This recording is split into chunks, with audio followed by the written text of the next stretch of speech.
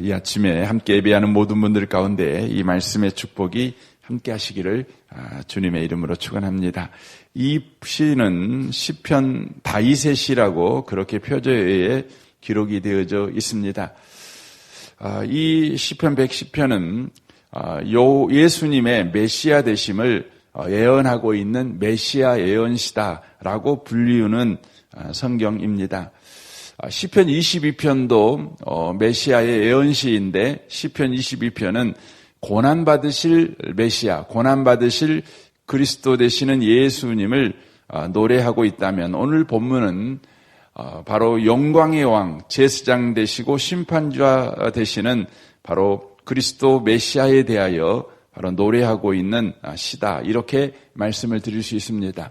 시편 전체에서 가장 많이 신약 성경에 인용하고 있는 성경이 바로 이 시편, 바로 110편 말씀입니다.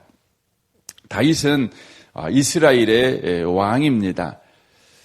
그럼에도 불구하고 메시아의 왕 되심을 그가 지금 노래하고 있다고 하는 것입니다. 1절을 보십시오. 여호와께서 내 주에게 말씀하시기를 이라고 말하고 있습니다. 여기에 여호와는 하나님을 가르치고 있고 내는 바로 다윗을 가르치고 있죠. 그리고 다윗에게 주님이 있다는 것을 고백하고 있습니다. 당시의 다윗은 왕입니다. 왕에게 따로 주인이 있다. 그거 말이 안 되지 않겠습니까? 왕은 최고의 주인 아니겠습니까? 그런데 왕이 지금 나에게는 주인이 있다. 이렇게 바로 고백하고 있습니다. 우리나라 역사상 가장 치욕적인 사건은 경술국치라고 그러죠. 을사늑약으로 인해서 우리가 주권을 잃어버린 날, 이 날이 가장 우리 이 역사 속에서 치욕적인 날이죠. 그와 더불어서 우리가 치욕적인 날이 바로 병자호란이 일어나서 청나라 바로 왕에게 황제지요. 황제에게 인조가 이렇게 머리를 땅에다가 이렇게 박는 삼전도라 그러죠. 삼전도의 굴욕을 당한 그것이죠. 왕이 한 나라의 왕이 다른 나라 왕을 왕으로 섬기는 것이죠. 내가 신합니다. 이렇게 하는 것이죠. 우리가 역사 속에서 보면 중국과 우리나라의 관계는 신하와 왕의 관계가 돼본 적은 한 번도 없었습니다. 항상 형제의 나라였습니다. 그런데 병자호란으로 인하여서 우리나라는 신하의 나라가 되고 청나라는 왕의 나라가 돼버린 것이죠. 그러니까 왕에게 주인이 따로 있다는 것은 인간 세상에서 보면 참으로 치욕적인 것입니다. 치욕적인 것입니다. 그런데 다윗은 지금 나에게는 왕이 있다는 것입니다. 여기에 주라고 말하는 것은 이 히브리 단어가 아도나이라는 단어를 쓰고 있는데 이 단어는 이스라엘 백성들이 하나님의 이름을 차마 부를 수가 없어서 이렇게 아도나이 주님이라고 이렇게 불렀습니다. 그러니까 인간이 하나님을 부르는 호칭이 주라는 바로 호칭입니다. 그러므로 다윗이 내 주라고 말할 때 인간 왕인 자신에게 인간 왕이 따로 있다는 의미의 말이 아니라 바로 왕인 나에게 하나님이 바로 왕이시다. 이렇게 지금 고백하고 있다고 하는 것입니다.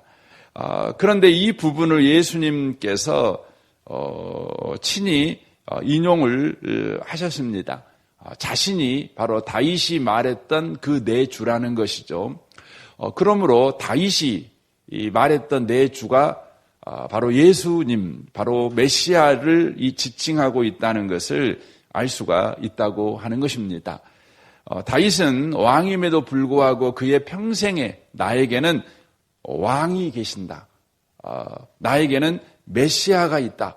이것을 늘 고백하며 인생을 바로 살았다고 하는 것입니다. 자신이 비록 왕이지만 자신은 늘 구원이 필요한 연약한 자요, 또 용서가 필요한 죄인이며 또 구원이 필요한 바로 멸망받을 처지에 놓여 있는 존재라는 것을 늘 인정하고 자신의 삶에서 언제나 메시아, 왕의 왕 되신 예수 그리스도를 바로 섬기는 인생을 바로 그가 살았다는 것입니다. 저와 여러분의 삶도 마찬가지죠. 우리의 삶에는 언제나 왕이 필요합니다. 메시아가 필요합니다. 이것을 인정하고 살아가는 삶과 이것을 부정하고 살아가는 삶은 확연하게 삶의 방식이 다릅니다. 삶의 내용이 다르고 삶의 질이 다르고 삶의 목표점이 다를 수밖에 없습니다. 저는 이 아침에 오신 복 있는 분들이 여러분의 삶에 항상 메시아가 필요하다. 그리고 나는 메시아이신 예수 그리스도를 섬기고 있다. 나는 그분을 내 주로 섬기고 있다. 늘 이런 신앙 고백이의 선신앙생활을 삶을 살아가심으로 말미암아 여러분의 삶의 방식이나 질이나 내용이나 목적이 그렇게 성경적인 사람들이 다 되는 은총을 꼭 누리시기를 바랍니다. 다윗은 지금 이 본문에서 메시아 되신 주님, 왕 되신 주님이 어떤 분이신지를 여기에서 세 가지로 소개하고 있는 것을 보게 됩니다. 1절을 다시 한번 보겠습니다. 여호와께서 내 주에게 말씀하기를 내가 내 온수들로 내 발판이 되게 하시기까지 너는 내 오른쪽에 앉아 있으라 하셨도다. 여호와께서 시온에서부터 주의 권능의 규를 내 보내시리니 주는 온수들 중에서 다스리소서라고 그가 말하고 있습니다. 바로 메시아 되신 예수님은 누구신가? 바로 그분은 통치자이시다. 것을 다윗은 고백하고 있습니다. 자신의 삶의 통치자, 자신의 삶을 다스리는 이, 자신의 삶을 보호하는 이 바로 예수 그리스도시다라고 그가 지금 고백하고 있는 것입니다. 여기에 보면 온수들로 내 발판이 되게 하기까지라고 돼 있는데 이것은 고대 전쟁에서 전쟁을 하면 승전한 나라 임금이 패전한 나라 임금의 목을 발로 밟는 관습이 있었습니다. 이것을 보여주고 있는 것이죠. 그래서 이 표현은 바로 승리를 바로 이야기해주고 있는 것이죠. 바로 예수 그리스도께서 죽음의 권세를 깨뜨리고 부활하셔서 사망 권세, 사단의 권세를 완전히 굴복시킬 것을 지금 다윗이 예표하고 있는 것입니다. 우리를 다스리시는 그 주님은 승리자이신 주님이시며 모든 사망 권세를 깨뜨리시는 주님이시다. 이렇게 표현하고 있는 것이죠. 그리고는 내 오른쪽에 앉아 있으라라고 말하고 있습니다. 오른쪽은 어떤 이치를 말하고 있는 것이 아닙니다. 그러니까 그 하나님에게는 왼쪽이 있고 오른쪽이 있고 이런 이치를 말하고 있는 것이 아니라 성경에서 하나님과 관련하여 오른쪽이라고 하는 것은 능력을 항상 상징하는 것입니다.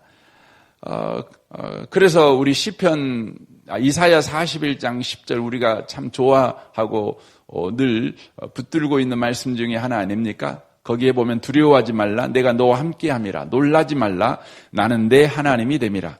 내가 너를 굳세게 하리라. 참으로 너를 도와주리라. 참으로 나의 의로운 오른손으로 너를 붙들리라 라고 말씀합니다. 의로운 오른손으로. 하나님이 의로운 오른손으로 우리를 붙들겠다 이렇게 약속하십니다. 그러면 하나님은 하나님의 왼손은 힘이 없다는 말입니까? 그리고 하나님의 오른손만 힘이 있기 때문에 하나님께서 우리를 오른손으로 이렇게 붙잡으신다는 의미입니까? 그렇지 않습니다. 하나님은 영이시기 때문에 오른손, 왼손이 없으십니다. 이렇게 오른손이라고 오른쪽이라고 말하는 것은 하나님의 능력, 하나님의 능력으로 우리를 붙드신다. 그런 의미의 바로 말씀이신 것이죠. 그래서 여기 시편 110편 1절 말씀이 그대로 우리의 신앙 고백인 사도신경에 들어가 있습니다. 예수님께서 부활하시잖아요. 사망 권세를 이기시죠. 그리고 하늘에 오르사 하나님 우편에 앉아 계신다. 이렇게 표현합니다. 하나님 우편에 앉아 계신다. 이렇게 표현합니다. 이게 시편 110편 1절을 신앙 고백으로 그대로 받고 있는 것이죠. 그래서 2절에 보면 여호와께서 시온에서부터 주의 권능의 귀를 내보내시리니 주는 원수들 중에서 다스리소서. 주님께서 사망 권세 이기시고 이제 승천하시고 하나님 오른쪽에 앉으시고 이제 세상을 통치하고 계신다. 이걸 보여주고 있는 것이죠. 그러니까 다윗은 예수님 오기시기 전에 거의 1000년 전 사람인데 이것을 지금 하나님께서 계시해 주고 있는 것입니다. 예수께서 이 땅에 오셔서 사망 권세 이기시고 승천하시고 하나님 우편에 앉으셔서 이 땅을 통치하신다는 것이죠. 지금이 바로 이 시편 110편 1절이 성취된 시대, 바로 저와 여러분이 살고 있는 시대라는 것을 우리가 놓치면 안 됩니다. 지금 이 시대는 사망 권세를 이기시고 사단의 권세를 이기신 주님께서 바로 저와 여러분을 통치하고 있는 시대를 저와 여러분이 지금 살고 있는 것입니다. 그러므로 저와 여러분의 일상에서 지금 주님이 통치하고 있다. 승리자이신 주님이 통치하고 있다. 이미 승리를 완료하신 주님이 우리를 통치하고 있다. 우리는 지금 승리하신 왕의 통치 아래 살고 있다. 그러므로 우리는 이미 승리한 백성으로 우리의 삶을 살고 있다. 이걸 저와 여러분이 놓치시면 안 되는 것이죠. 그래서 3절이 나옵니다. 주의 권능의 날에 주의 백성이 거룩한 옷을 입고 즐거이 헌신하니 새벽 이슬 같은 주의 청년들이 주께 나오는도다라고 되어 있습니다. 주님이 통치하시죠. 이것이 그대로 성경에서 성취됩니다. 그래서 사도행전의 이 모습이 사도행전 2장에서 나오는 것이죠. 그러니까 주님이 통치하시죠. 그 통치하신다는 증거로 우리 가운데 뭘 보내주시냐면 성령을 보내주십니다. 그래서 성령이 오심은 바로 우리 예수님께서 사망 권세를 정복하시고 바로 지금 승리의 왕으로서 이 땅을 통치하고 있다는 것의 증거예요. 이걸 요한일서 5장에서 말씀하고 있는 것이죠. 성령으로 이걸 증명하고 증거하고 있는 것입니다. 그래서 사도행전 2장에서 이제 오순절 마가다락방에서 오순절 날에 마가다락방에서 120명의 성도들이 성령을 받습니다. 성령을 받으니까 그들 가운데 무슨 일이 벌어져요?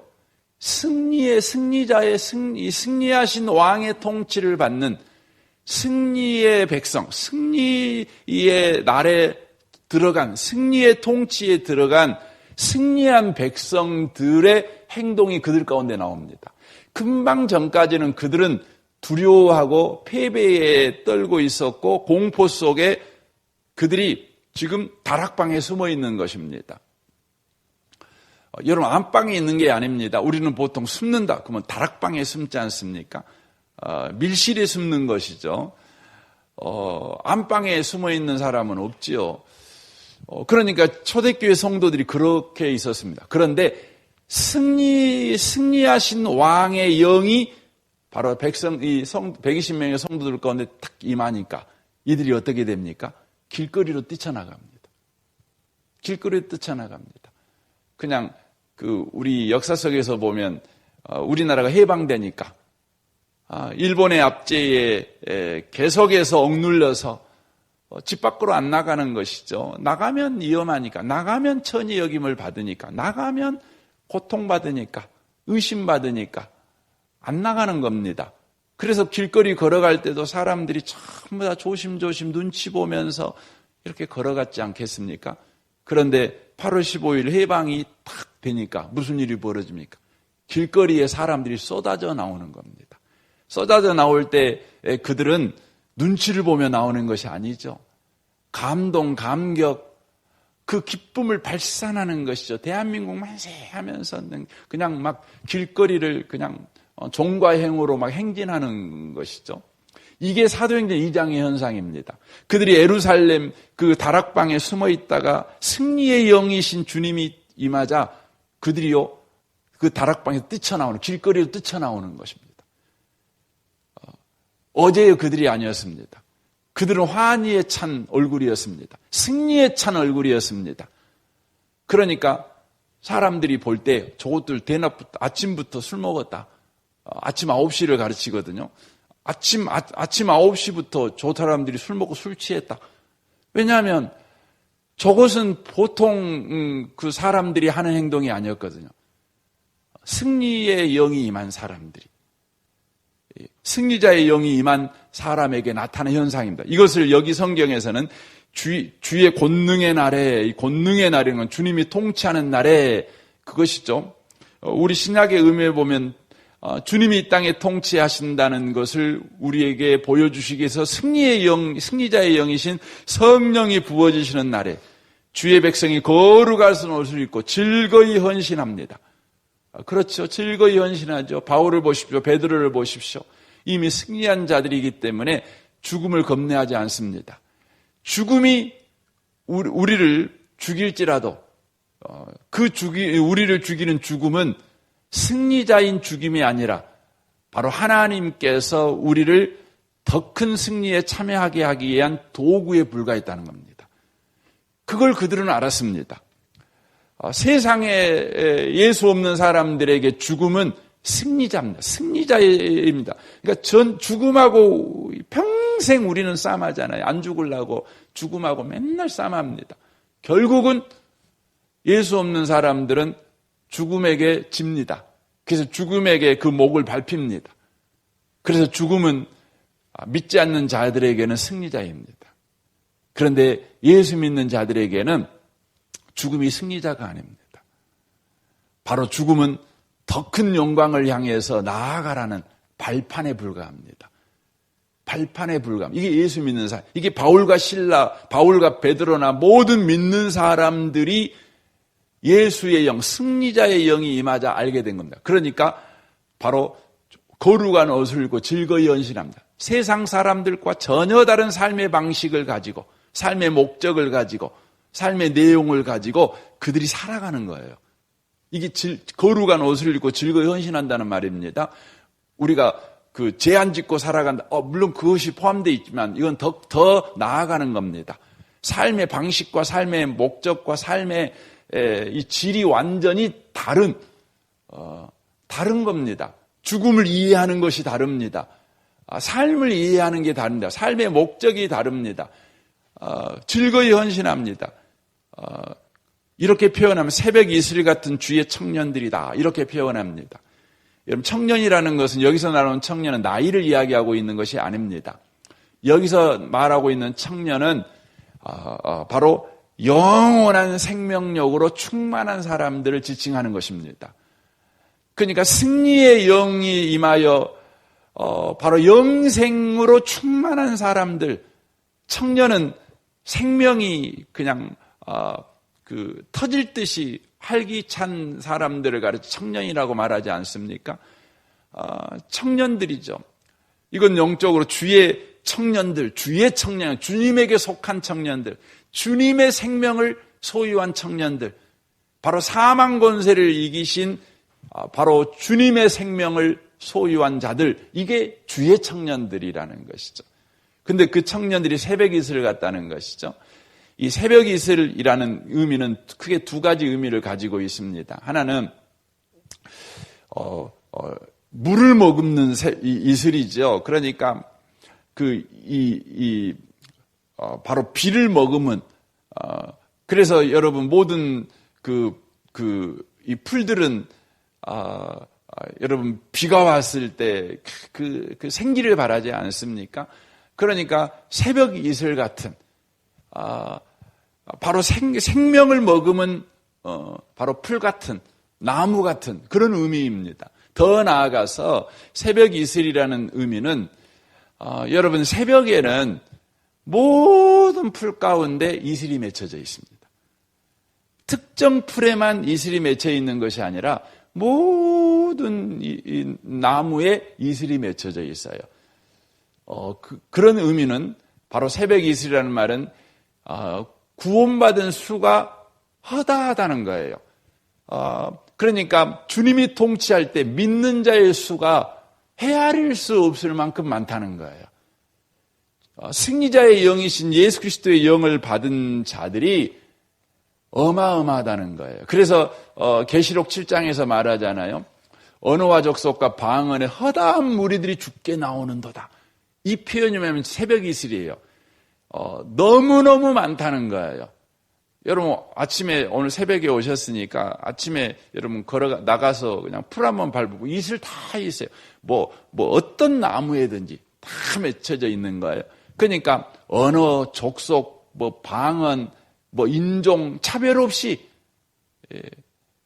바로 주님께서 모든 택한 백성에게 주의 영을 부으시는 거예요. 생명력을 공급하시는 것이죠. 흑인이며 백인이며 황인이며 세계 2만 4천 어떤 종족에게든지 언어가 다르죠. 그 어떤 언어를 쓰든지 그가 어린아이든지 그가 노년이든지 병들었든지 그가 무학자든지 상관없어요. 주의 영을 부으신다는 거예요. 그리하여 그들이 주의 청년이 되는 겁니다.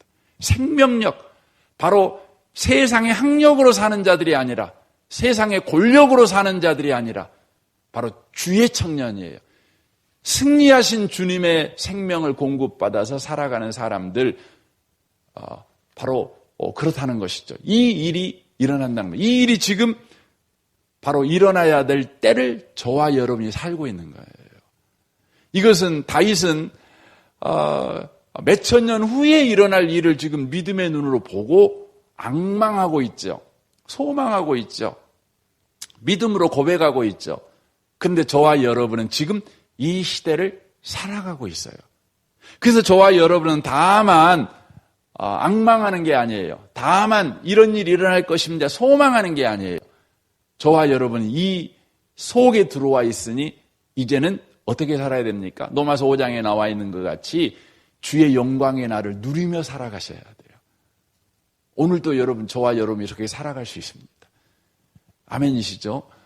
살아갈 수 있습니다. 아이고, 어제도 안 살아봤는데, 살아본 경험이 없는데요. 오늘이 여러분 첫날이 될 것입니다. 그 믿음을 가지고 오늘 여러분 성령을 구하십시오. 승리하신 주님이 우리를 통치하신다. 그 증거로 우리 가운데 성령을 부으신 주님. 오늘 내가 성령 충만하기를 원합니다. 그리하여 승리자이신 주님이 나를 통치하고 있다는 이 권능의 날이 오늘이라는 것을, 새벽 이슬 같은 주의 청년들이 죽게 나오는도다. 바로 그 사람이 내가 되기를, 오늘의 내가 되기를 주님 내가 구합니다. 내일로 미루지 마시고 오늘 내게 이 은혜를 주십시오. 이렇게 구할 줄 아는 복 있는 분들이 다 되시기를 주님의 이름으로 축원합니다. 아멘. 우리 같이 기도하겠습니다.